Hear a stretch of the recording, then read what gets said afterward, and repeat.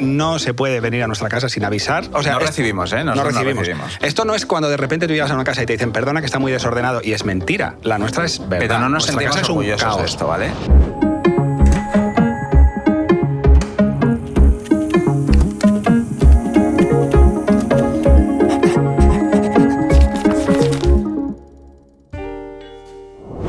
En las últimas décadas, el oficio del interiorista ha cambiado de una forma considerable.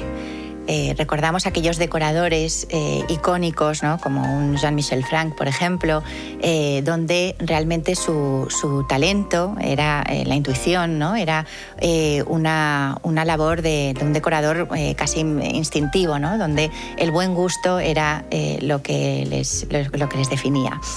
Bienvenidos al podcast Mi Casa en AD con Cave Home.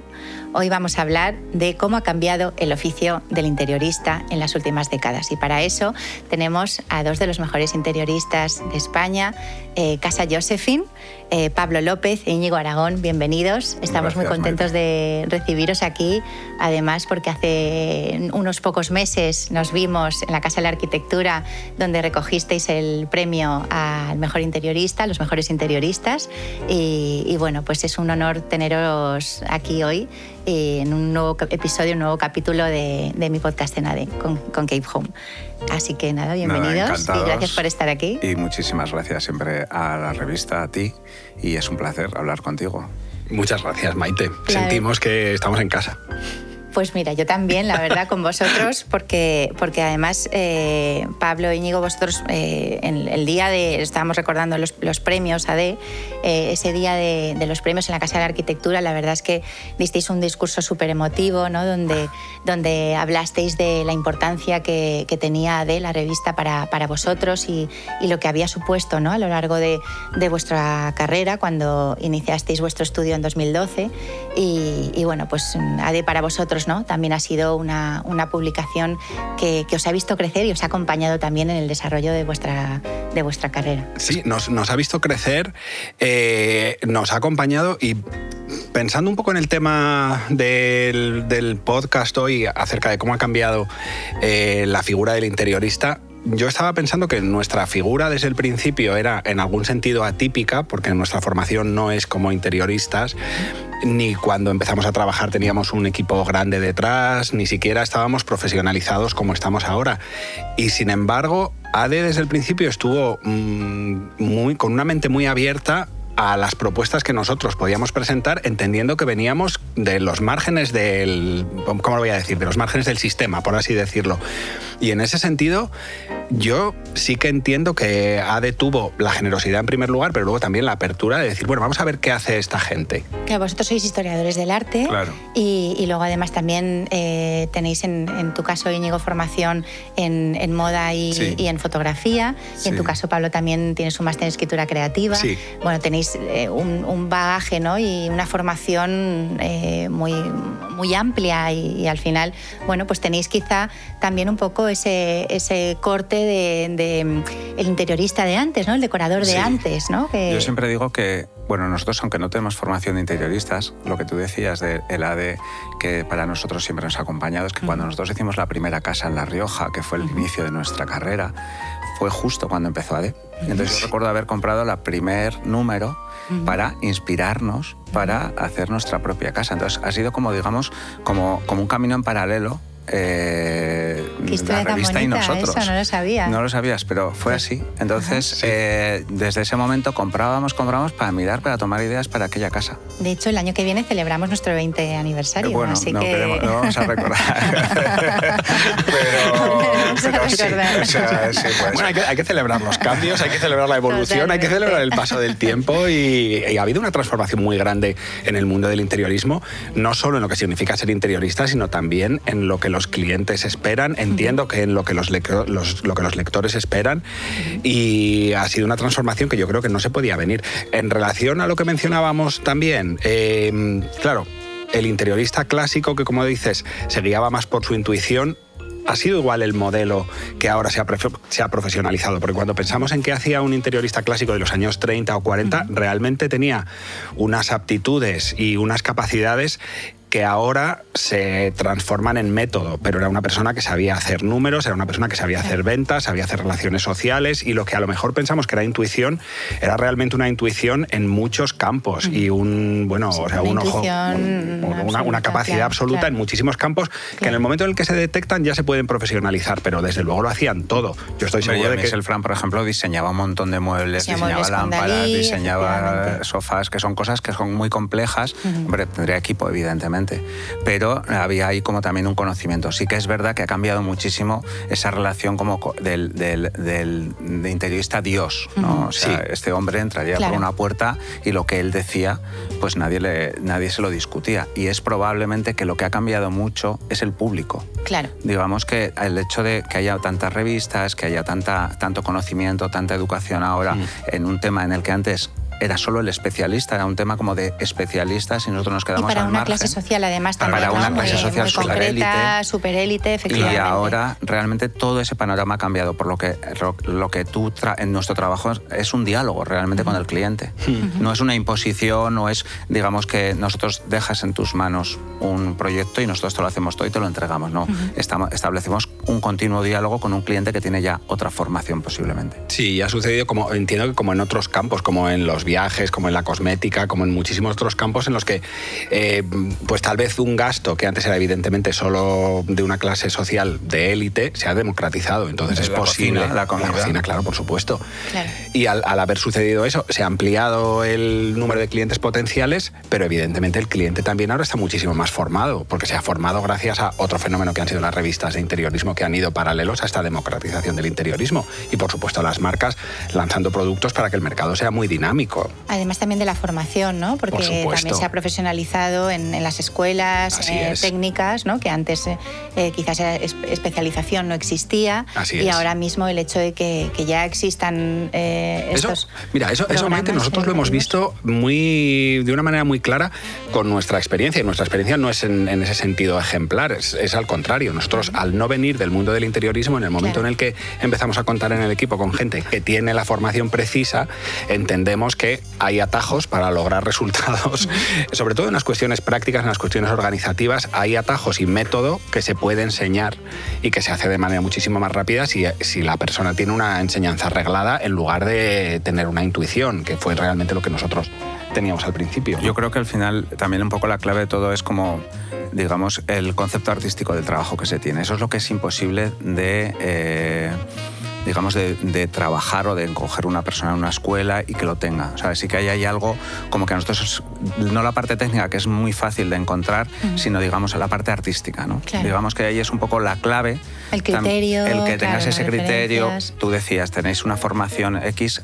Yo siempre digo que nosotros nos encontramos muy armados. Muy armados en el sentido de que tenemos muchas armas a nuestra disposición para tirar en determinados discursos a nivel creativo, a nivel artístico, teórico, conceptual, para sostener los proyectos que nosotros hacemos, pero lo que sí que nos falta es la parte técnica, que es la que en una escuela te pueden enseñar. Es verdad que el gusto se educa, evidentemente hay algo de formación, etcétera, pero tienes que tener como una especie de inclinación natural, digamos, que te predisponga a luego tener esa sensibilidad que te permita educar ese gusto. Y eso, digamos, que para nosotros es un poco donde nosotros nos movemos. O sea, forzar mucho la parte artística y luego apoyarnos en técnicos. Porque ¿cómo surge, o sea, en qué momento os encontráis en la vida y cómo surge la idea de crear Casa Josephine? Eso dices hace 20 años. Vamos a recordar hace 20 años. Volvamos. Fue un momento bastante caótico. Es una edad alrededor de los 30, en el que tú tenías como muchos ideales y tenías como muchas cosas como que querías ser esto, querías ser lo otro, querías hacer esto y tal. Todo se fue un poquito como desplomando. Entonces surgió casualmente una idea. En aquellos principios, yo que sé, de los 2000, pues empezaba todo el tema de el turismo, alojamientos rurales un poco más especiales, porque todo era muy básico y tal y cual, como el concepto boutique, etcétera, ¿no? Que también yo creo que eso ayuda mucho que luego la gente se formara mucho en el gusto del interiorismo. Y bueno, tuvimos la suerte, porque al final es una suerte, pues que cerca de mí, o sea, mi abuela tenía una casa medio abandonada, porque le había tocado en una herencia. Y entonces nosotros le dijimos a mi abuela, oye, ¿y si nosotros nos hacemos cargo de esto, te la compramos y tal? Y mi abuela, por supuesto, me dijo, cogedla, pagádmela cuando queráis, como queráis, de la manera que queráis. Y nosotros, sin saber nada, dijimos, bueno, pues en 3 meses, como habíamos visto en las películas, estas típicas escenas de la canción bonita que se pone un pañuelo en la cabeza, tal, y pintan y tal, y se manchan así un poquito, y pensábamos que iba a ser ese momento maravilloso de 3 meses. Nos metimos en una obra de 1 año y medio en la que no podíamos salir, que llorábamos. No solamente lloramos, los padres de Pablo venían a vernos y lloraban. Se iban en el coche, se volvían a Valladolid llorando en el coche, porque decían, ¿esto es donde se han metido y cómo van a salir? Sí. La desesperación de las obras. Estábamos tan metidos y encima éramos tan inconscientes que dijimos, lo sacamos, nos dieron créditos. Yo no entiendo por qué nos dieron créditos los bancos. O sea, era como ese momento antes de la burbuja, sí, que te lo daban porque entrabas por la puerta, básicamente, sí, si no tampoco lo hubiéramos hecho. Pero también... Y un poco ahí fue como hicimos la casa y a partir de ahí arrancó todo. Pero mira, eso, por ejemplo, perdona, Maite, eso sí que es un ejemplo de cómo las circunstancias han cambiado completamente hace 20 años o ahora. En aquel momento también es verdad que se llevaba una estética un poco más shabby chic, se podía... Claro, sí, pero se podía lanzar una propuesta que fuera una propuesta de presupuesto bajo, que estuviera basada en cierta gracia, cierto toque, una buena combinación de color, y ahora eso no sería suficiente como para hacer una propuesta que fuera interesante ni para la prensa ni para los clientes. Claro. Entonces, en cierto sentido, ahí fue un golpe de suerte, el hecho de que en un momento en el que una estética, te voy a decir un poco de presupuesto bajo, pero sí, una estética muy espontánea, una estética muy casi de objeto encontrado, una estética en la que con una propuesta de color y con cierta gracia en colocar los objetos lo podíamos presentar con cierto orgullo, porque en ese momento se podía hacer eso. Pero ahora no, ahora evidentemente no solo ha cambiado el gusto, sino ha cambiado la profesionalización. Claro, yo creo que, o sea, por un lado tú hablabas de la burbuja inmobiliaria, que yo creo que luego pues, hubo una crisis en consecuencia, y yo creo que eso también afectó mucho al sector, ¿no? Porque muchos arquitectos es verdad que se quedaron sin trabajo y entonces empezaron a ver ese hueco del interiorismo, ¿no? Y entonces, al tener a tantos arquitectos haciendo interiorismo y esto añadido también a la profesionalización de las escuelas, ¿no? de la formación, yo creo que eso ha hecho también que el interiorismo ahora mismo tenga una calidad y una exigencia, y luego además también ahora mismo la audiencia o los clientes, ¿no? La gente está mucho más informada, tiene más acceso a la información y al conocimiento en general, ¿no? Y entonces eso, yo creo, aunque Pinterest hay que decir que ha hecho mucho daño también, porque ahora hablaremos de eso. Me imagino que os habréis tenido que enfrentar a algún cliente, ¿no? que venía a vosotros al estudio con su tablero de Pinterest. Pero bueno, es verdad que yo creo que la crisis inmobiliaria y la profesionalización en las escuelas, yo creo que ha hecho que ahora mismo los espacios se diseñen no pensando en qué cuadro voy a poner o en qué tejido voy a poner, sino pensando en de qué manera un espacio se puede diseñar para el bienestar de la persona que lo va a habitar, ¿no? Y yo creo que eso pues ha hecho que el nivel de los espacios, de las atmósferas, vosotros también habláis de eso, ¿no? Que os gusta trabajar sin un guión, ¿no? Sí, pero mira, de lo que tú has dicho, yo hay una idea que yo últimamente intuyo, y es que pienso que interiorismo y arquitectura como disciplinas, gracias al hecho de que muchos arquitectos hayan tenido que reconvertirse, pienso que realmente están ahora viviendo una historia, no te voy a decir una historia de amor, pero están acercándose mucho más de lo que pasaba antes.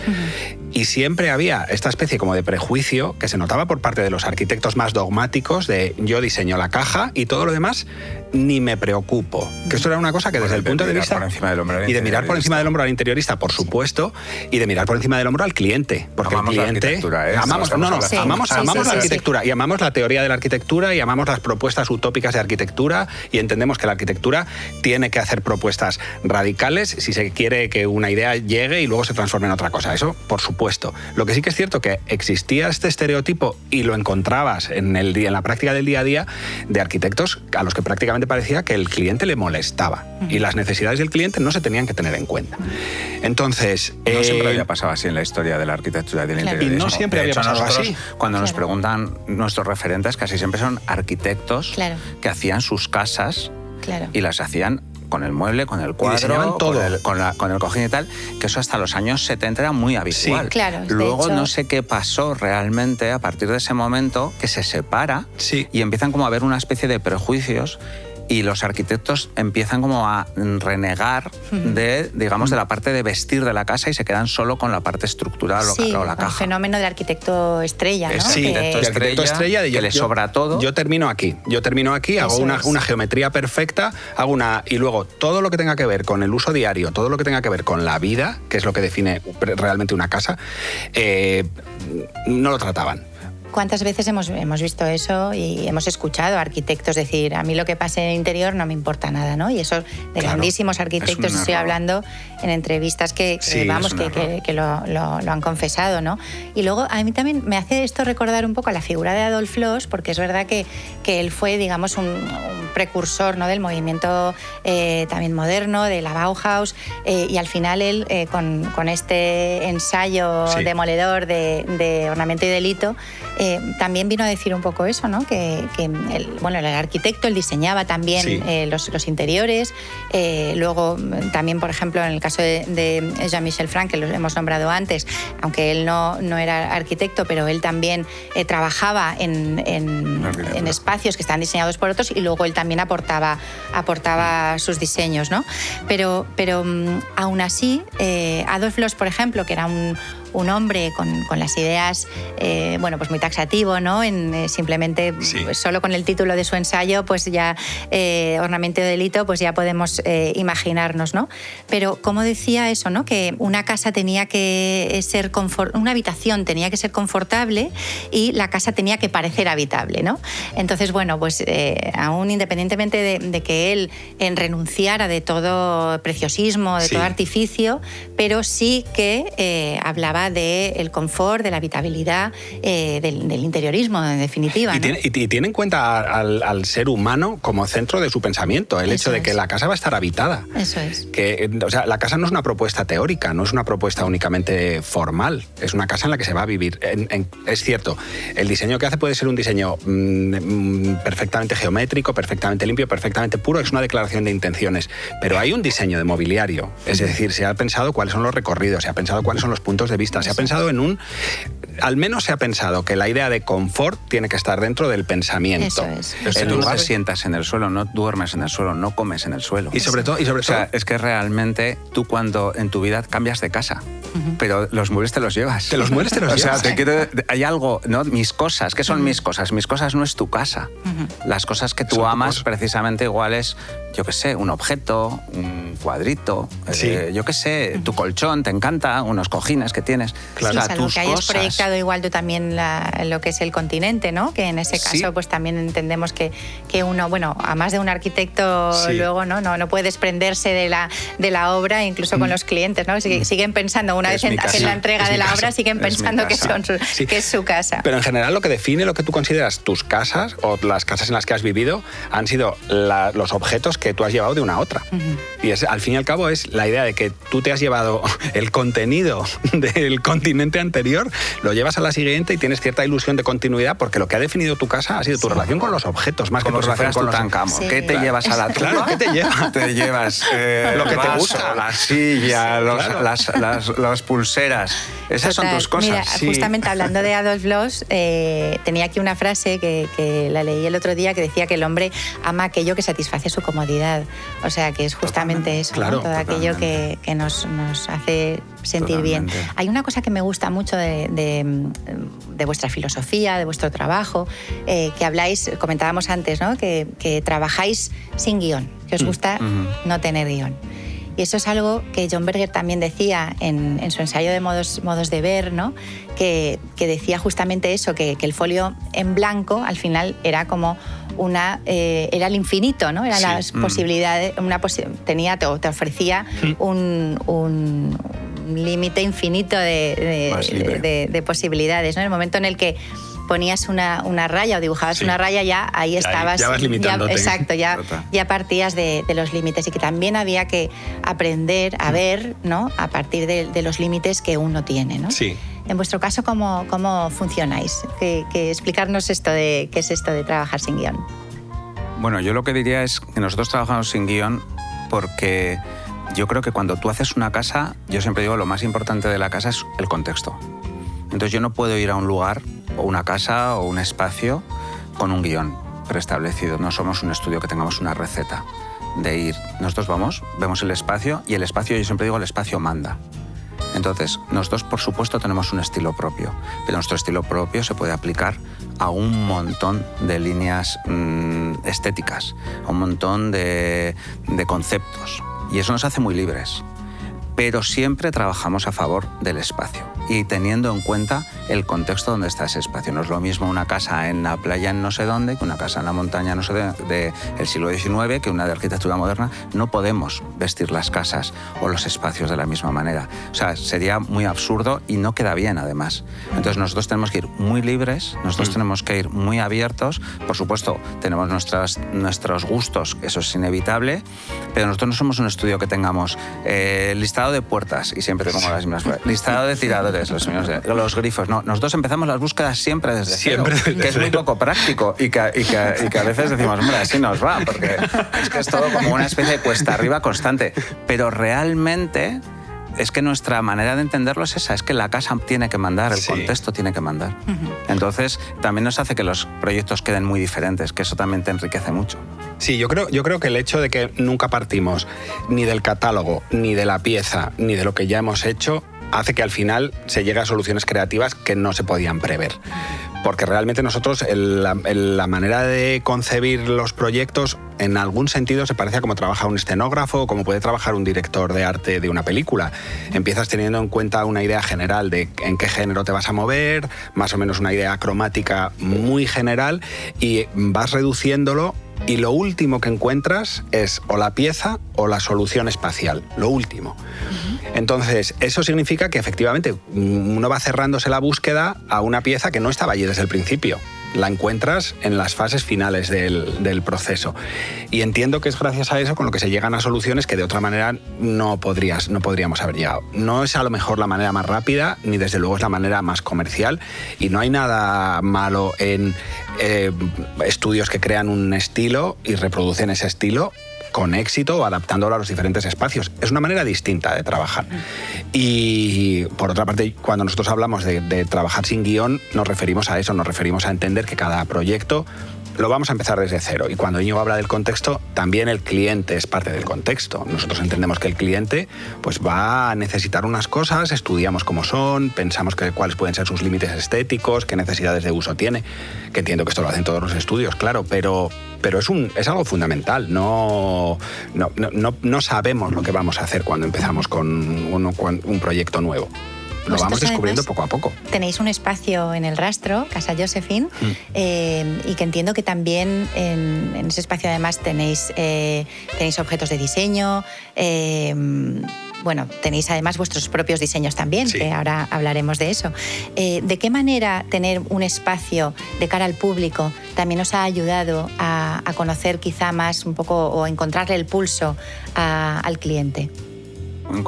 Yo creo que ha sido más útil para que la gente nos conozca que para nosotros conocer al cliente, porque el cliente, cada uno que llega, es completamente diferente. Claro.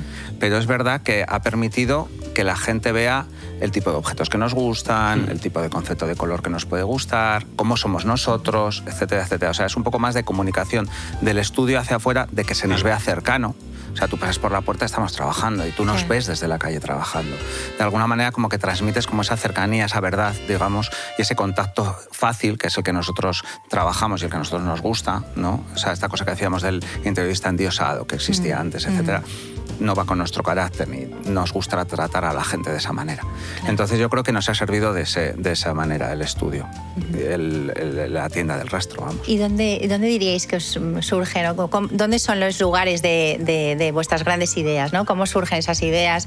¿Dónde son esos espacios donde os refugiáis para pensar, para buscar inspiración, para encontrar soluciones a los problemas? Pues yo te diría que es muy tópico, pero a mí, por ejemplo, siempre encuentro cosas en la cultura italiana.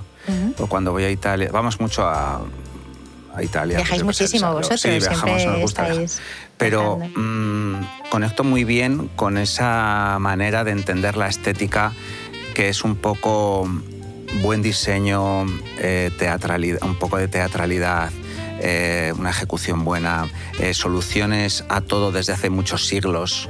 O sea, tú puedes entrar en un palacio del siglo XVI y de repente encuentras una solución de una contraventana que dices, madre mía, cómo está esto de bien pensado, y tú te lo traes. Claro. Entonces, nos ayuda mucho, digamos, toda nuestra cultura europea, en las que hay muchas soluciones ya pensadas. A nivel luego materiales, imagínate, suelos, carpinterías, etcétera, etcétera. Pero yo, por ejemplo, amo muchísimo todo el siglo XX, todo lo que sucedió en la segunda mitad del siglo XX en Italia. Claro. Además también, bueno, en el caso de Europa, ¿no? Y en Estados Unidos, la llegada también del movimiento moderno, que justamente lo que hace es recuperar también los materiales como la madera, ¿no? El acero, el hierro, incluso la piedra también, el hormigón sobre todo, pero esa recuperación también incluso de técnicas, ¿no? También lo hablábamos antes con Jean-Michel Frank también, que es uno de los grandes recuperadores pues, de la madera, del marfil, de la paja, del pergamino, la piel, efectivamente, la piel, todos los materiales. Sí que es verdad que Jean-Michel Frank me entusiasma esa cosa que de esa sensibilidad, pues como decimos, más, digamos, de la cuenca mediterránea, ¿no? Luego cuando vas más al norte todo es como mucho más racional, más frío. Me interesa menos ese sentido porque me parece que tiene menos corazón o menos riesgo. Digamos que no voy a hacer una crítica a ese tipo de diseño, pero la voy a hacer. Me aburre un poco, es lo que quiero decir, ¿no? Me pasa con los muebles de los años 50. No lo digo, pero lo digo. Me pasa con los muebles de los años 50 que les tengo bastante manía, porque son cosas como que me echan para atrás. No me sentaría en ese, no comería en esa mesa.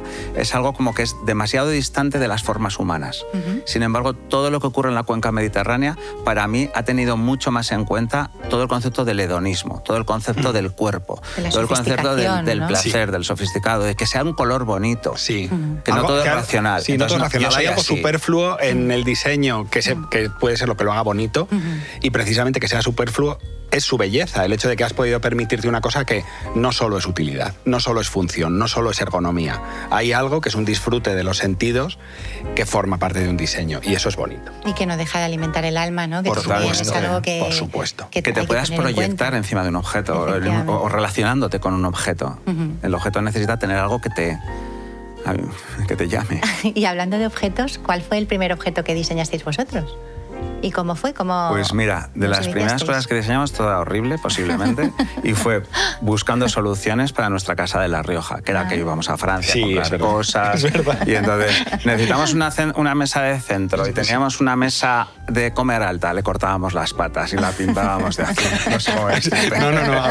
pero fue muchísimo más, porque había diseño que era directamente diseño aplicado en la artesanía. Yo recuerdo que había un carpintero que venía a trabajar todos los días y tenía toda la maquinaria.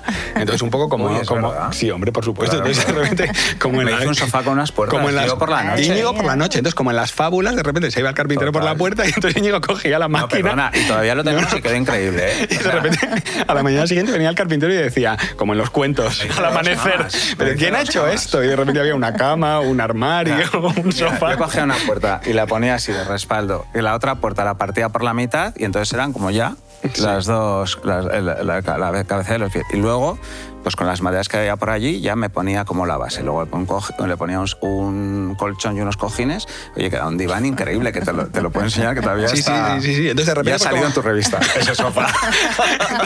Muy bien fotografiado. Un fotógrafo muy bueno. Eso seguro, eso siempre. Es verdad.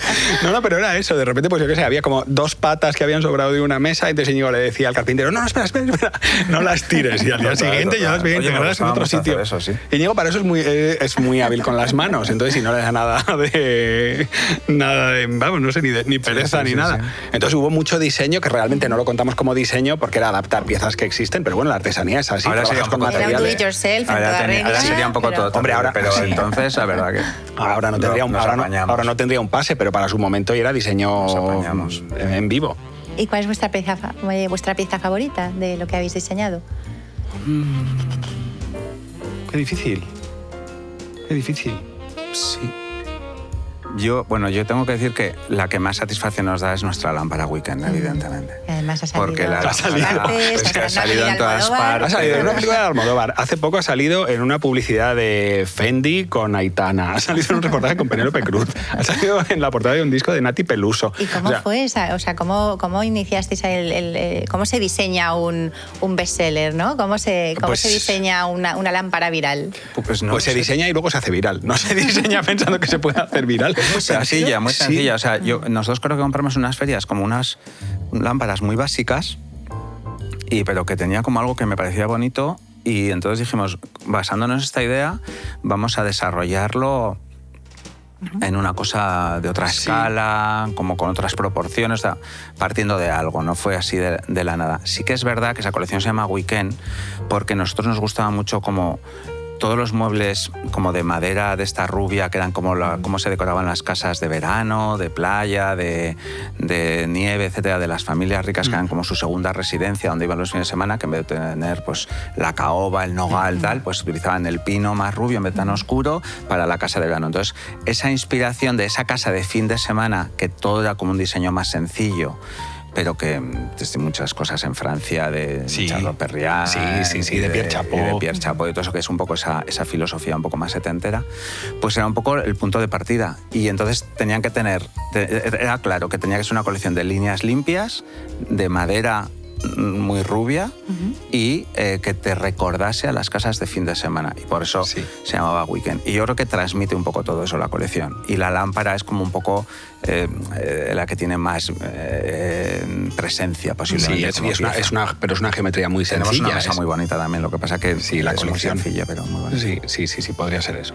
¿Y cómo se diseña en equipo, en dúo? O sea, ¿cómo hacéis para llevar a cabo vuestros proyectos? ¿Quién toma qué? Íñigo toma las decisiones. Íñigo lleva la dirección artística y creativa. Entonces, en ese sentido, evitamos el conflicto. Yo le preguntaba, Pablo, ¿qué te parece esto? Y dice, pues me gusta mucho, esto me gusta menos. ¿Siempre estáis de acuerdo o qué? Igual esto no lo veo. A mí, mira, en ese sentido, Íñigo tiene una manera muchísimo más rápida de ver.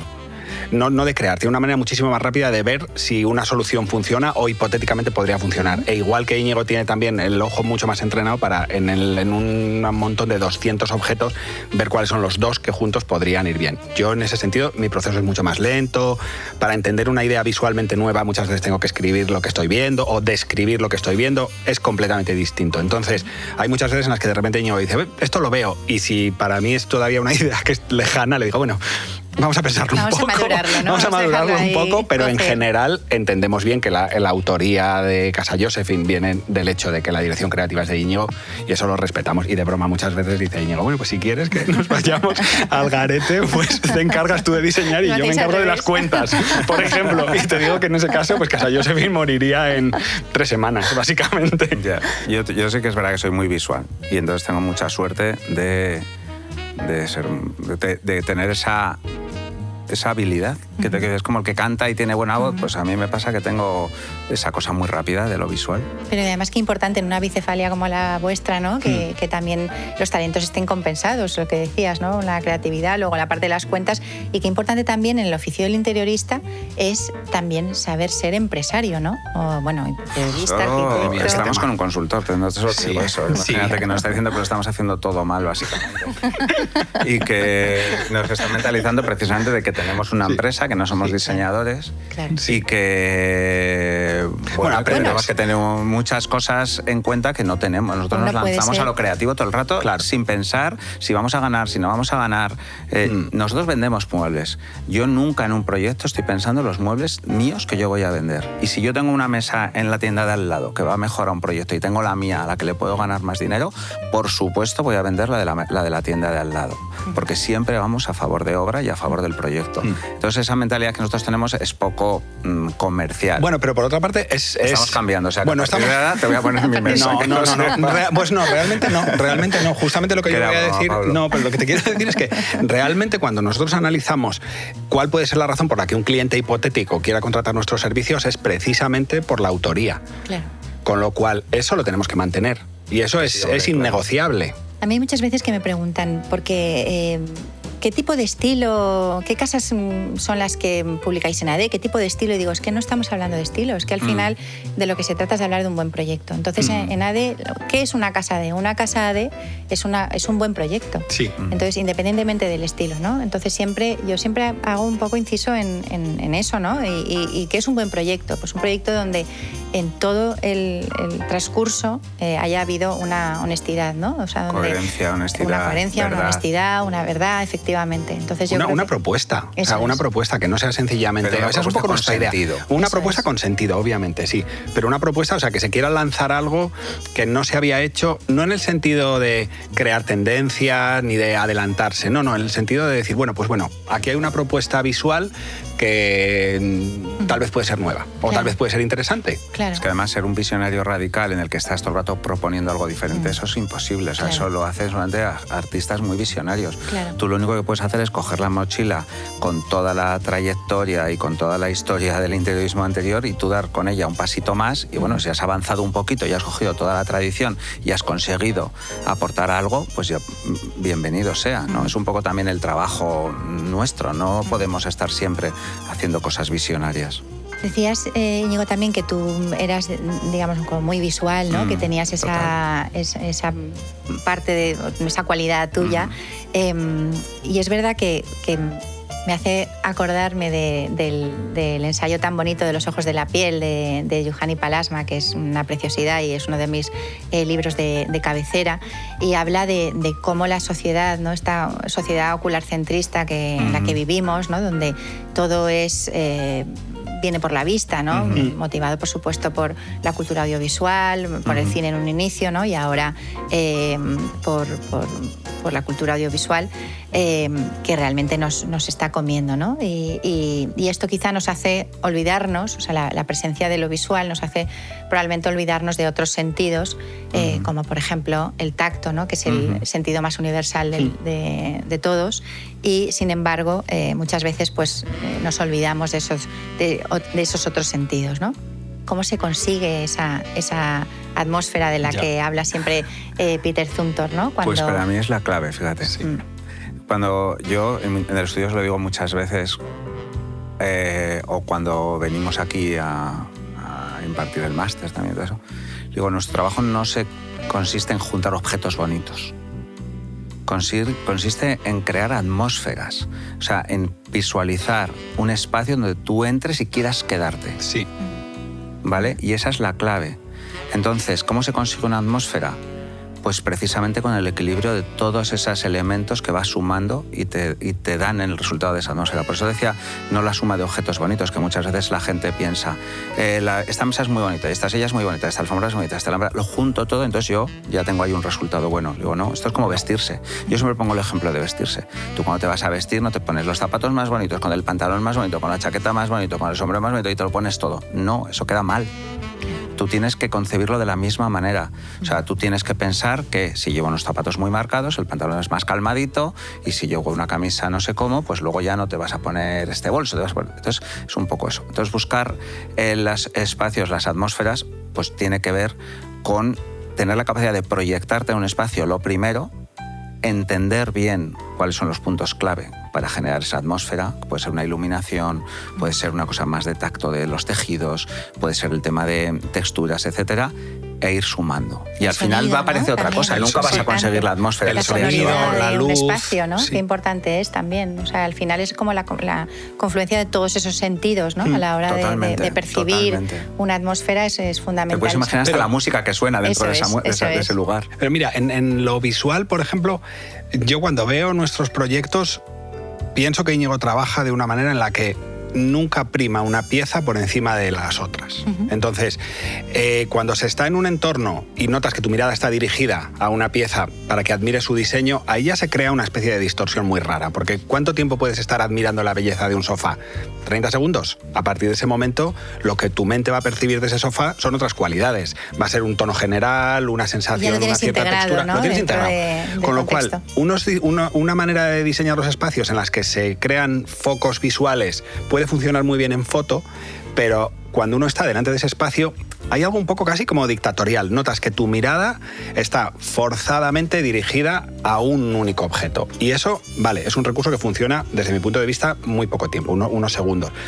Cuando estás en un espacio en el que te das cuenta de que estás encontrándote bien sin que necesariamente sepas por qué, ahí se ha logrado un buen ambiente, ahí se ha logrado una buena atmósfera. Y no es por esta lámpara, ni por esta cortina, ni por este cuadro. Es porque has dejado de fijarte en esta lámpara como un objeto, en este cuadro como un objeto o en un sofá. Mira, para mí el mejor piropo que nos pueden decir es cuando la gente va a algún espacio nuestro o a alguna casa y dice, es más bonita que en las fotos. Sí. Y yo digo, fíjate que en las fotos yo lo he visto muy bonito, pero es verdad porque lo que están apreciando ahí es la atmósfera. Claro. Sí. Lo que están apreciando ahí ya no es la foto, ya no es la imagen, ya les están lo que sienten al estar dentro de ese espacio.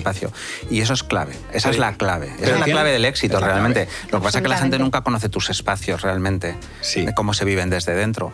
Pero cuando tú has vivido un espacio desde dentro y dices, ese espacio funciona, ese es el diseñador bueno. Sí. Hay veces que visualmente funcionan muchas cosas, pero si luego cuando vas no funciona, ahí ya no... Pero yo creo que en tu caso, en tu manera de trabajar, tiene que ver con el hecho de que no se prima un eje sobre otros, no se prima un objeto sobre otros. Se ha conseguido un equilibrio en el que, como explicaba antes Íñigo, si hay una pieza muy intensa, tiene que estar cerca de una menos, de tal manera que se logra equilibrio. Y por equilibrio no quiere decir equilibrio utilizando pocos elementos. Se puede lograr un equilibrio utilizando texturas muy ricas, colores muy fuertes, muchos colores. En principio nosotros en los proyectos utilizamos una gama de color bastante amplia y a veces cuando se lo describes al cliente, muchos clientes dicen, no, yo no quiero absolutamente nada de color ni quiero ningún objeto. Es mentira.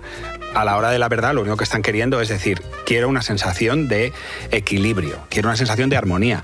Pero uno describe los interiores de, por ejemplo, palacios que son preciosos y puede haber perfectamente 8 colores en juego. Y eso a un cliente cuando le dices, mira, vamos a utilizar amarillo, vamos a utilizar azul, vamos a utilizar rojo, vamos a utilizar rosa, en ese momento se le pueden poner los pelos de punta y decir, no, ¿cómo es posible? Haciéndolo bien, puedes jugar con una paleta de color muy amplia y lograr una sensación de cierta paz porque logras un equilibrio. Y la arquitectura, que estamos hablando solo de vestir, pero no. Conseguir esa atmósfera tiene, o sea, el trabajo nuestro realmente, y yo muchas veces lo digo, no me saques el mérito de qué bonitos los colores. O sea, el mérito de esta casa es cómo fluyen los espacios, la arquitectura, lo que no se ve. Para mí eso es fundamental. O sea, no podemos nosotros llegar a un lugar solo vestir y que esto funcione. No, es verdad, eso no lo hacemos nunca. O sea, necesitas que todo vaya de la mano. Y la clave es la arquitectura. Es trabajar con la clave es que la luz funcione, fluya el espacio, las entradas, las salidas, los recorridos, etcétera. Esa es la clave. Sí, el trabajo. Y luego todo lo demás son capas. Sí, el trabajo de cómo funciona el espacio, de cómo cómo se trabajan las perspectivas, cómo no se priman espacios buenos sobre espacios malos. Todo ese trabajo, que es el trabajo que en principio no se ve y se experimenta, es cómo se trabaja el espacio. ¿Y cómo se vive vuestra casa desde dentro? ¿Cómo es vuestra casa? La nuestra. La nuestra. ¿Cómo es vuestra casa? La nuestra es una casa desordenada. Sí, la nuestra es el caos. ¿Sabes lo de en casa de Rayo Cuchillo de Palo? Mira, nosotros es terrorífico. Nosotros vamos comprando igual cosas que nos gustan, las dejamos ahí aparcadas. Digo, un día nos ponemos y lo montamos todo. No llega ese día nunca. Nosotros las montábamos cuando hacíamos las pop-ups, que hacíamos las ventas en casa, que...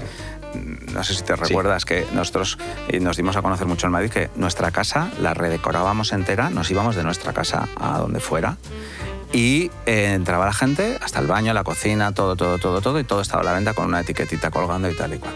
Y ahí hacíamos como proyectos de interiorismo. Ese es el momento en el que nuestra casa ha estado mejor puesta. A nuestra casa no puede... Porque se ha fotografiado para algo. Pero a partir de ese día hace... pero en caída libre. Caída libre. O sea, nuestra casa es... La entropía total.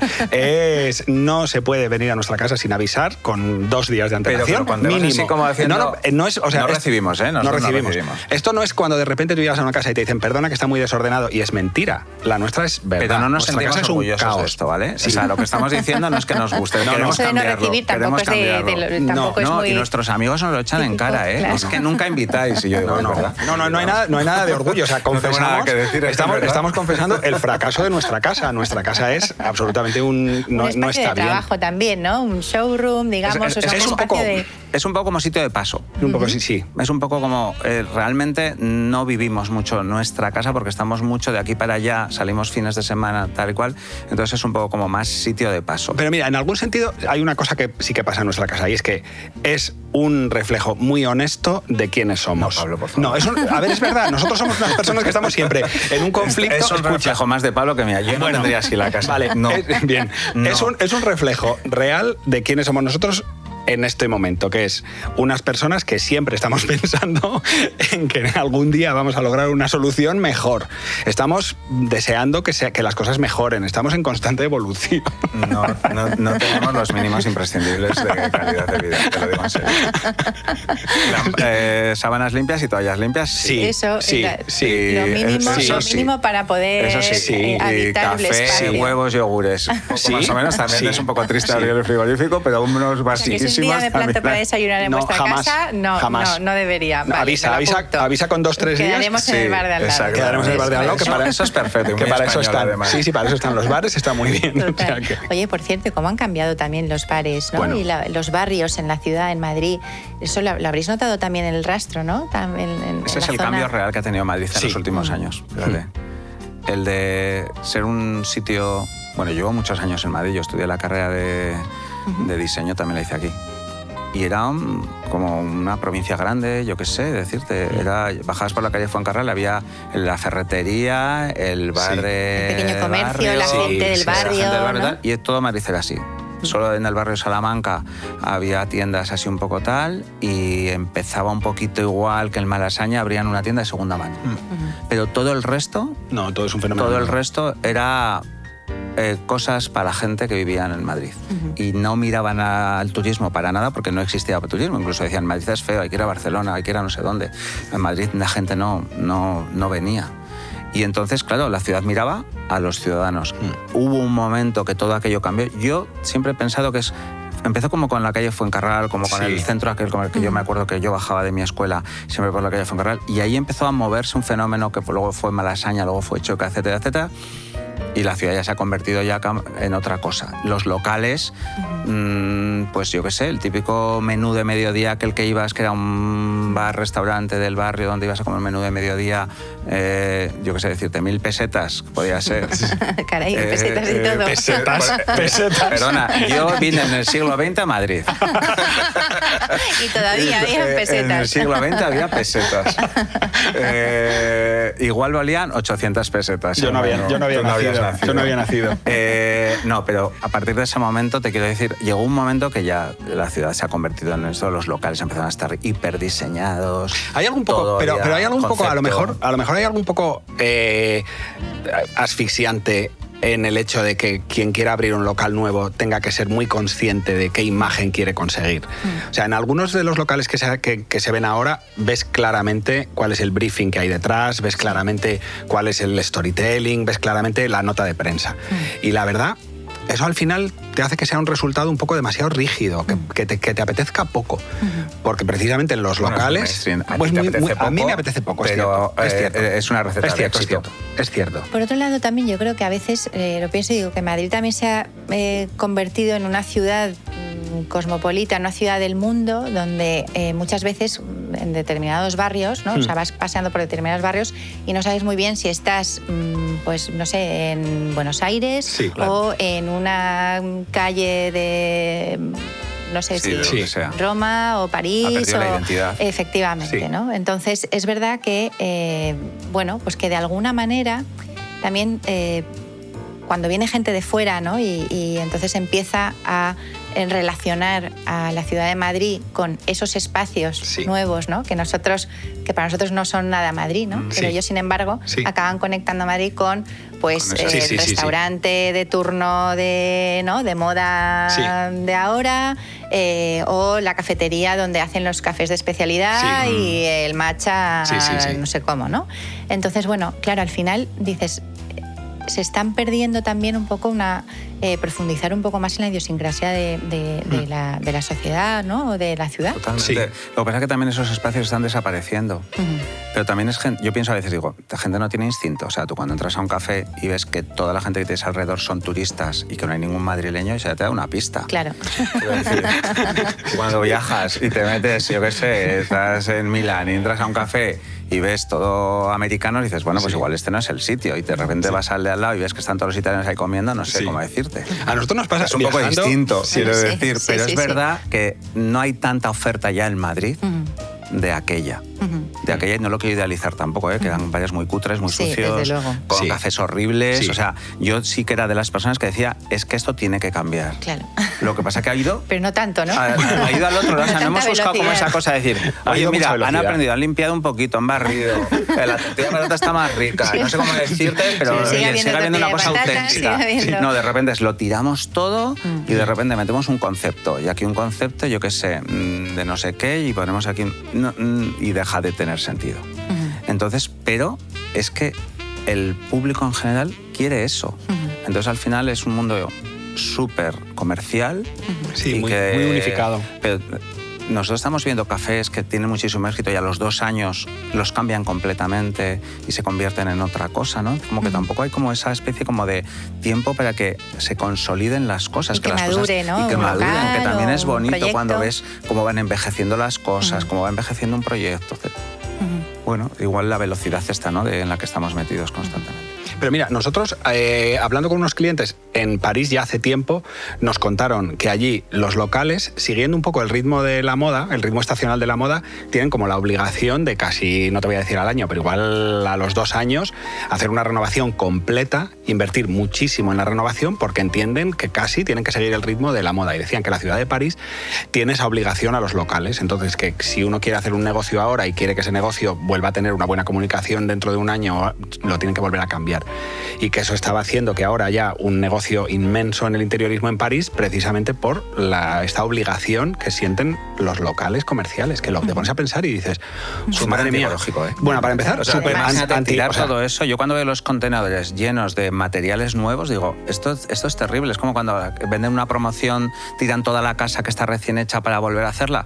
Digo, esto no es sostenible de ninguna no es sostenible. manera. Y yo, por otra parte, tampoco creo que eso pasa a menudo responda... eso, además. Hombre, pasa muchísimo. Y en Pero Madrid está Madrid ocurriendo ahora está muchísimo. pasando mucho, Está sí. tirando Mira, la casa entera. A nosotros, cuando nosotros hemos hecho proyectos, eran proyectos de lujo en viviendas que estaban, bueno, pues con una reforma más o menos media, pero perfectamente adaptable, y el cliente decía, no, tiramos todo y empezamos. Y yo lo pienso y digo, esto es un error de las promotoras. Si las promotoras están fallando en vender esas viviendas en la fase en la que todavía puede entrar el interiorista, evitando que se tenga que hacer un acabado, tirarlo todo y volver a empezar, el problema no está ni en el cliente ni en el interiorista que entra, está en el hecho de que la promotora no ha tenido la capacidad de vender al cliente bien diciendo, vale, ahora la obra la tienes al 70%, elige tu interiorista y a partir de aquí tu interiorista va a decidir contigo mano a mano los acabados. Se trabaja una vez. Claro. Hay una cosa que es tan contraria bueno, ¿qué te quiero decir? Al espíritu de nuestro tiempo, en eso de hacer y tirar para volver a hacer. Qué importante para las promotoras y los constructores, ¿no? También asociarse Por y supuesto. vincularse a profesionales de interiorismo y la arquitectura que puedan ayudarles a mejorar sus proyectos, Claro. a venderlos mejor, a entender mejor lo que quieren sus clientes, a tener una relación más directa con su cliente, al que tal vez le puedan vender después otra precisamente porque han tenido que tener un contacto más directo. O sea, ahí hay algo que como sistema yo creo que para no ellos funciona. el factor tiempo es fundamental. Claro. Entonces lo que hacen es tener una receta, siempre lo mismo, lo Ya. hacen todo así Pero eso va a una cambiar. churrería. Eso va a cambiar. Y entonces realmente, como tienen que tener esos márgenes de tiempo en los No, que yo para ellos pienso- son fundamentales, y les importa poco que luego venga alguien y lo tire todo. Pero es un mercado tan dinámico Pero a mí que sí me importa. yo pienso que tiene que cambiar. Pienso que tiene que haber en estos momentos gente que esté viendo. Bueno, y desde luego yo creo que incluso los procesos también se podrían mejorar, ¿no? Sí. Si se reutilizaran los materiales y, bueno, pues si al final un profesional estuviera detrás viendo de qué manera Eso es. se puede aprovechar mejor Eso los es. recursos. Eso es. Claro. Bueno, pues vamos a pasar a la última parte de este podcast de Mi Casa en AD con Cave Home. Hoy que nos hemos centrado con vosotros en la labor o en el oficio del interiorista, pero yo tengo unas preguntas para vosotros, ¿vale? Para que me contestéis los dos a cada una de las preguntas. Si tuvierais que condensar vuestro universo en 3 palabras, ¿cuáles serían? Yo diría verdad, entendido como coherencia, sentido de lo que estábamos hablando. Corazón, en el sentido de que los espacios tienen que tener como un alma, como algo de ese punch, ¿no? Que estábamos hablando también de antes. Y me viene la idea de luz, pero luz en el sentido como de... No tiene que ser luminoso, puede ser oscuro, pero como la atmósfera. O sea, como crear un ambiente, pues que entre una luz en un espacio, ¿no? Te he dicho así 3 cosas que me han venido a la cabeza. Igual no tiene mucho sentido. Pero diría verdad, corazón, luz. ¿Qué opinas tú, Pablo? Pues yo diría que creo que nuestro universo es, y espero que sea siempre, libre, personal y experimental. Si hablamos de una película, de un libro, de un cuadro donde os gustaría quedaros a vivir, ¿cuál sería? Wow. Como a mí me gusta la idea del cambio, tendría que ser uno que tuviera... Tendría que ir pasando. O tendría que ser una película que tuviera, no sé, la máquina del tiempo o la posibilidad de viajar entre diferentes sitios. No, nunca sería...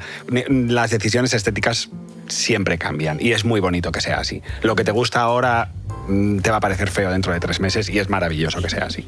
Y lo que te parece feo ahora te va a encantar dentro de 2 años.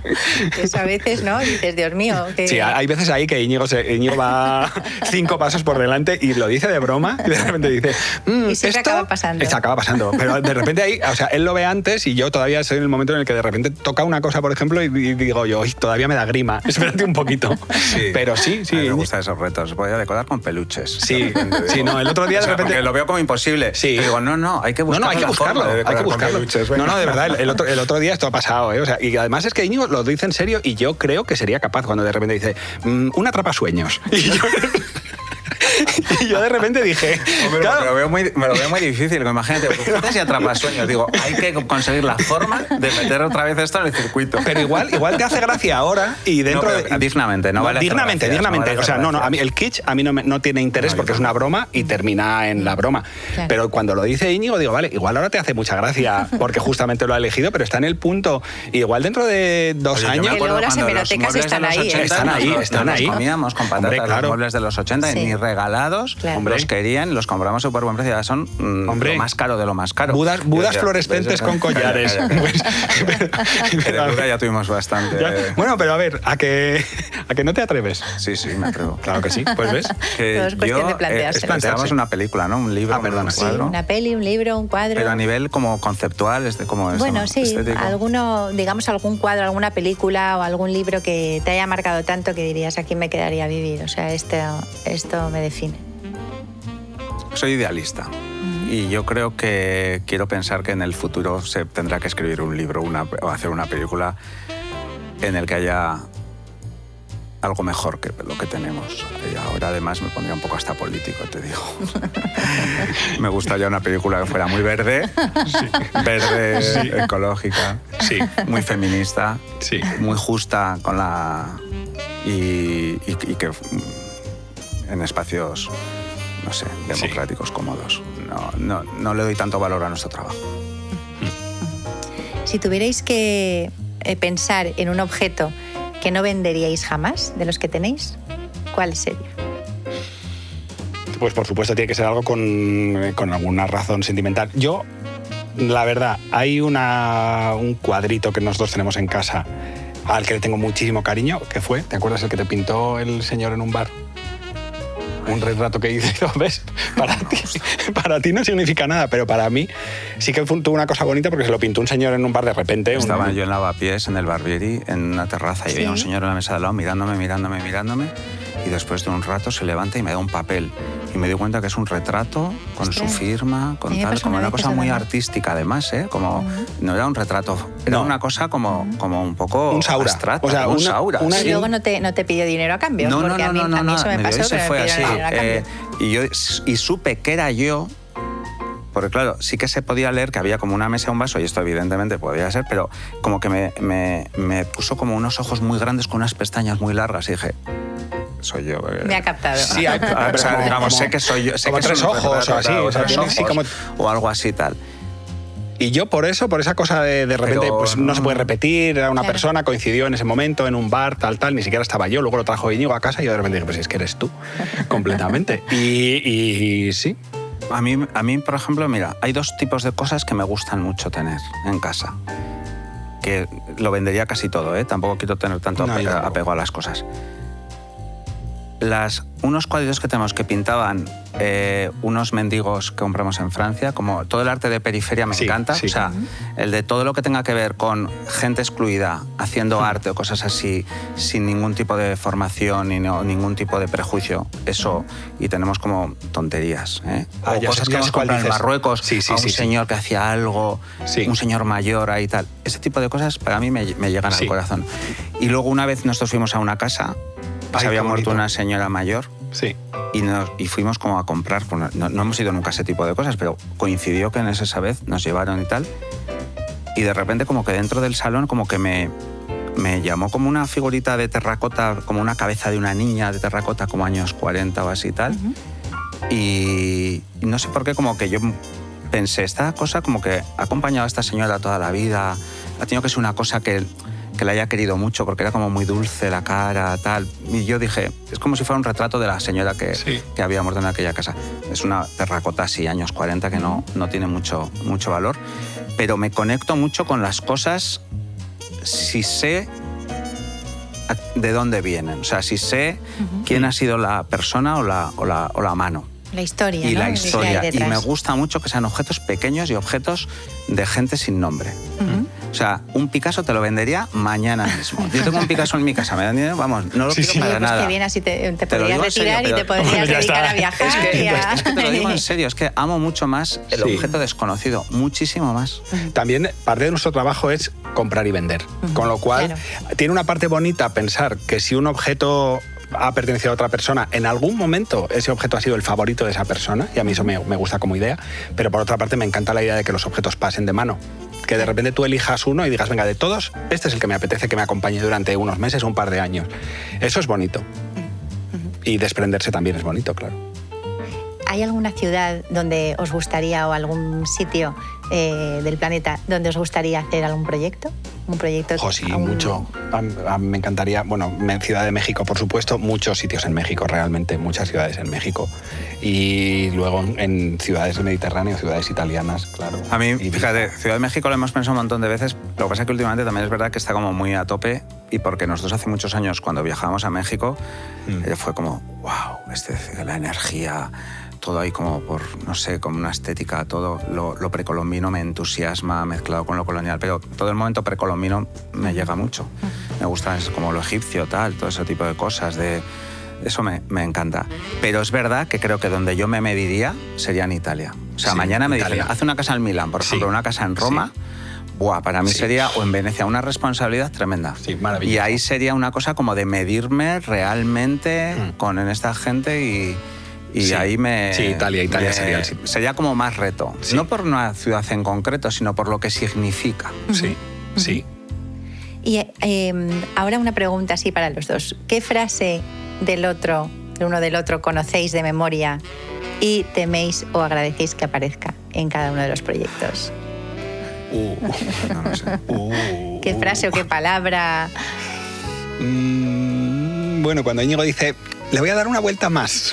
Eso, sabes que no sabes cuánto tiempo puede ser. Como, bueno, ya lo tienes, No casi. sabes la duración de esa vueltecita, ¿no? Exactamente, casi. Ese casi, ¿sabes qué significa? Puede significar, bueno, tanto tiempo como el que se tenga. Ya, es verdad. Sí, es así. ¿Y tú, Pues yo Íñigo? de Pablo no Puedes decir caigo alguna bonita, ¿eh? No, ¿sabes lo que pasa? Que A ver, a nivel artístico me apoya bastante, es verdad. Luego es cuestiones prácticas un poquito más, pero no te sé decir nada así, una frase que tema yo de él. No, o una que apetezca. A mí realmente, sí, realmente cuando al principio... Una que te identifique. Sí, cuando hay al principio de un proceso y de repente ves que están bullendo las ideas, ese momento es muy bonito, en el de, bueno, vamos a probar, y ahí sabes que puede ser un resultado bueno. Yo odio cuando me dice, te queda muy bien. Cuando me estoy vistiendo, te queda muy bien. Eso lo odio, porque luego me pongo otra cosa y me dice, no, está mucho mejor. Digo, entonces no me quedaba muy bien si esto me queda mucho mejor. Estábamos hablando de trabajo. Bueno, da igual, pero me he acordado de esa frase. Te queda muy bien lo que llevas, ¿eh? Eso lo odio cuando dicen, no, pero si no me cuesta más que una cosa, espera un poco. Bueno, a veces es por salir ya de casa, ¿eh? O sea, lo reconozco, es como, bueno, venga, ya está, te lo has puesto, ya te queda muy bien. Eso lo hace mucho. Sí. Bueno, el que tiene buena percha, oye, te queda todo bien. Sí, te queda muy bien, te queda muy bien. Más quisiera. Oye, ¿y Pinterest sí o Pinterest no? Yo lo defiendo, lo siento, lo defiendo. Lo defiendo porque a mí me... A ver, lo defiendo usándolo como yo creo que yo lo uso. Que es como, te sirve para editar. Yo me hago mi revista propia. Entonces, yo, cuando también damos el máster o lo que sea, o sea, no se trata de juntar las imágenes bonitas porque todo el mundo va a juntar las mismas y va a salir siempre lo mismo. Tanto Instagram, Pinterest o lo que sea. Pero a mí me encanta editar. Entonces, de repente, como es un infinito mundo de imágenes, tú puedes hacerte ediciones increíbles. Entonces, yo me voy haciendo mis carpetas, que sé, hay pues fotos de retratos de un actor o una actriz con unas flores, con unos muebles, lo que es quiero decir, como un tablero de Tumblr, claro, de antes, ¿te acuerdas? Así como voy juntando cosas. Sí. Pero a mí eso me gusta, es como, yo de pequeño tenía un libro en blanco donde yo iba pegando cosas, recortes, cosas que me gustaban, cromos, haciendo... Es un poco lo mismo. Lo que pasa que siempre tienes que llevarlo a tu terreno, o sea, que decir, hacer tus cosas. No te vale de que te lo impongan y te lo comas todo lo que te están poniendo. Sino esto me gusta, esto lo cojo, esto lo combino, tal. O sea, hacer a mí me sirve como ejercicio, ¿eh? Sí, a ti te sirve como herramienta de trabajo. Y para explicar es muy útil, para comunicar, por ejemplo. Sí. Yo les digo, por aquí. Otra cosa es que el cliente te venga con un Pinterest. Claro. Bueno, no. Cuando Íñigo se refiere a explicar, se refiere cuando estamos trabajando con el equipo, Íñigo tiene que transmitir ideas que están en su cabeza. Cuando Íñigo y yo utilizamos referencias, sabemos perfectamente a lo que estamos hablando y tenemos un lenguaje a veces tan codificado que nos entendemos. Mi madre dice, ya estáis hablando en casa Josephine. Sí, ya estáis hablando en casa Josephine porque sabemos exactamente a lo que se refiere el otro. Entonces, cuando hablamos en casa Josephine de cosas visuales, pues obviamente nadie más nos entiende. Pero para transmitir lo que Íñigo tiene en la cabeza al equipo, sí que utiliza Pinterest para decir, estamos en este universo. O este es un universo como punto de partida, para que vayan a trabajar. Utilizo también revistas. Claro. Es decir, yo todavía veo revistas, me voy poniendo las marquitas y me hago así montones. Mira, de aquí esto. O sea, es una cosa... el Pinterest, al fin y al cabo, son cromos. O sea, cromos que podían estar en papel o podían estar de cualquier otra manera. ¿Y tú vas cogiendo? ¿Y el cliente que te viene con su tablero de Pinterest? Pues mira, el cliente... Nosotros, para que el cliente entienda cómo es el proceso, siempre le explicamos analogías. Le decimos, vale, a ti de esto te gusta todo. Íñigo les explica siempre la analogía del vestir. No te lo puedes poner todo. Pero da igual, les puedes explicar cualquiera. Les dices, vale, tú eres un músico, no vas a hacer un disco en el que la primera canción sea gospel, la segunda sea country, la tercera sea flamenco, porque lo que te va a quedar va a ser una cosa horrible. Entonces hay un concepto y en el concepto, la clave del concepto es qué dejas fuera. Con lo cual, todo esto que te está gustando por razones que no son compatibles. Lo que te gusta en esta foto es muy distinto de lo que te gusta en esta. Te dan pistas, ¿eh? A mí también a veces me dan muchas pistas. Que decir, yo veo un Pinterest, aunque sé de principios, luego se lo voy a desmontar completamente, sé un poco por dónde va. Y también hay que buscar como esos puntos de conexión con el cliente. Entonces te da muchas pistas. Digo, bueno, ya sé por qué rollo va, ya sé que no le gusta, sé qué colores le gustan, qué colores no. Y al final yo, cuando voy a hacer un proyecto, igual me da igual que sean verdes que en rojo, sinceramente. Pero ya tienes esa información. Pero ya tengo esa información. Ayuda, o sea, lo intento llevar a ese sentido. Y ya les explico, bueno, tu Pinterest igual no me gusta mucho. Digo, a esto sí me gusta. Lo llegas a decir, ¿no? Lo dices así claramente. Sí, es que yo pienso que también nuestro trabajo, si te llaman, es para que tú digas tu opinión. O sea, si te llaman a... Es que tú puedes darle a la gente, qué bien todo, ¿no? Entonces, tú puedes darle al cliente... No como Pablo contigo digo te queda muy bien. Te queda muy bien. Pero eso es porque tenemos que salir de casa. Eso no, esa sinceridad. No, pero el cliente te llama porque tú vas a poder hacer una cosa que es muy distinta y mejor de a lo que llega el cliente. No te llama para que ejecutes su proyecto. No tiene, ni tiene la capacidad de hacer un proyecto. Claro. Y no, los estudios estamos constantemente pensando en materiales, tendencias, colores, uso, espacios, y el cliente está pensando en otros aspectos completamente distintos de su vida. Entonces, cuando te contrata, tienes que tener esa honestidad. Y te presentan un Pinterest, tú de ahí sacas un patrón. Dices, vale, pues lo que entiendo es que te gustan las atmósferas pues con pocos elementos, te gustan las atmósferas muy luminosas, y a partir de ahí sacas un concepto, no una línea visual, pero sacas un concepto que vas a trabajar. Le dices, vale, entiendo claramente. Yo positivo también. Sí, entiendes claramente, ¿sabes? Es una persona que le gusta que las atmósferas muy abigarradas, los contrastes de color fuertes. O sea, sacas un patrón visualmente. Que tienes que hacer ese trabajo un poco como de reeducar. Sí. O sea, no puede... Replícame esto. Yo si alguien dice, replícame esto, yo no lo puedo hacer eso. Digo, yo no te puedo replicar eso. No, pero bueno, decodificas lo que le ha gustado de ese ambiente a ese cliente y le dices, vale, vamos a trabajar con estos conceptos, y los reinterpretas en un lenguaje o en un estilo o unos materiales que esa persona no podría haber previsto porque no tiene la capacidad de imaginar, no tiene el hábito o la capacidad o el talento para imaginarlos. Ese es el trabajo, y entiendes que evidentemente si te contratan a ti es porque saben que llegas más lejos.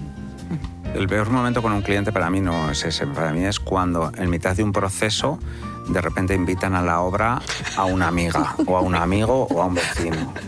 Y de repente algo que no tiene ningún sentido porque has empezado a poner un techo, un suelo, pues dicen, no me gusta ese material. Y claro, esa opinión de repente va a misa. Sí. Le digo, vale, pues contrata a tu suegro para... Sí. Como Trump, yo creo, ¿no? Prima para entrevistar, y no me contrates a mí porque, claro, lo estás viendo. Otra cosa es cuando ya ha terminado un proyecto y ya esté todo finalizado, entre alguien y diga, oye, a mí no me gusta, yo lo puedo entender. Sí. Pero en un proceso de construcción en el que todavía no tiene nada sentido y les entran muchas inseguridades en las obras, en el proceso hasta que no lo ven terminado. Porque claro, ver una obra es complicado si no estás acostumbrado. Te fijas en lo feo, en que el material no está bonito, yo qué sé. Entonces, esas opiniones que de repente vienen de la nada, pero que de repente han pillado al cliente en un momento de debilidad, y al día siguiente llamada de teléfono de, oye, estoy dudando con esto porque ha venido un vecino y me ha dicho que en su casa no sé qué. Digo, sí, pero bueno, en ese momento le tienes entonces. Sí, claro, en ese momento le tienes que preguntar al cliente. Bueno, igual tu vecino lo que estaba haciendo era darte una opinión porque tú esperabas alguna en general y se vio obligado a decirte lo primero que se le pasaba por la cabeza, que tampoco tiene más importancia. Pero ese momento es difícil, sí. Ese momento de a mitad de proceso de, oye, ¿y por qué no? Y luego, una cosa que sí que nos ha pasado muchas veces con clientes, y esto nos ha pasado en la tienda del Rastro. Gente que viene y dice, estoy atascado porque pensaba que podía poner la casa yo por mi cuenta, he ido eligiendo piezas que me gustaban una a una y no hay manera. Llego a un callejón sin salida. Y entonces ya eso es un punto de partida bueno, porque dices, obviamente lo que te ha pasado es que el método de trabajo no lo controlabas. No era profesional ayuda. No era profesional, necesitas una ayuda. Y otro momento muy delicado es el tema de los materiales. Siempre es como, este es muy sufrido, este material se estropea, este material todo, depende cómo lo trates, todo. Entonces eso te agobia mucho porque ahí es como que también se opina mucho en el entorno de los clientes de, uy, eso se te va a caer no sé qué y entonces no se va a poder limpiar. Ese tema es complicadísimo. Sí, pero también, ¿sabes? Es muy curioso porque mucha gente tiene opiniones sobre cómo es su vida que no se corresponden con la experiencia. Cuando la gente viene y te dice, yo me encanta lo minimal, entonces mi casa, entonces le dices, vale, en esta foto de tu casa vamos a hacer una lista de cuántos objetos hay. Hay 35 objetos. A ti te parece que es una cosa minimal. Y hay 35 y estamos hablando de un rincón. Que tenemos, no es claro, el no mismo. Es. Entonces, lo que ocurre es que tú estás diciendo otra cosa distinta. Ni el minimal te gusta, ni vives con lo esencial. Eso para empezar. Y si pese a todo lo sigues oyendo, igual con lo de los materiales. Es que un material que dure... nosotros tenemos no podemos decir nombres, pero nosotros tuvimos unas reuniones con... Puedes dar iniciales. Yo decía, no, pero el suelo... si te estalla una lata de mejillones... Sí, me acuerdo que decía. Sí, yo, pero ¿cuándo te estalla una lata de mejillones? ¿Salsa o sea, ¿en qué momento, o no? ¿En qué momento de tu vida? ¿Cuántas veces te ha sucedido eso en tu vida? ¿Suficiente como para que tengas ese miedo? Por favor, que estuviera el suelo garantizado por si estallaba una lata de mejillones. Claro. Suelo anti-mejillones. Yo es que eso no te lo puedo. Pero, prueba de mejillón. Claro, pero por otra parte también pasa cuando algunos proveedores de materiales te dicen, este es un material, es que va a estar intacto durante 70 años. Y dices, pero ¿quién quiere que un material esté intacto durante 70 años? No, es que además la pátina de los materiales es lo bonito de los materiales. Claro, totalmente. Bueno, Pablo, Íñigo, Casa Josefin, Maite, muchísimas gracias un placer, como siempre, por estar aquí. Lo he pasado fenomenal este ratito con vosotros. Muchas gracias. Y nada, espero que volváis muy pronto, cuando queráis. quieras. Aquí, esta es vuestra siempre casa. que nos digas, aquí estamos contigo, siempre contigo. Vale, venimos y te contamos anécdotas de clientes. Eso es. Con iniciales. Lo celebramos también luego en el bar de la esquina. Vale. Muchísimas gracias. Gracias por todo. Gracias, muchas gracias, Maite. Gracias.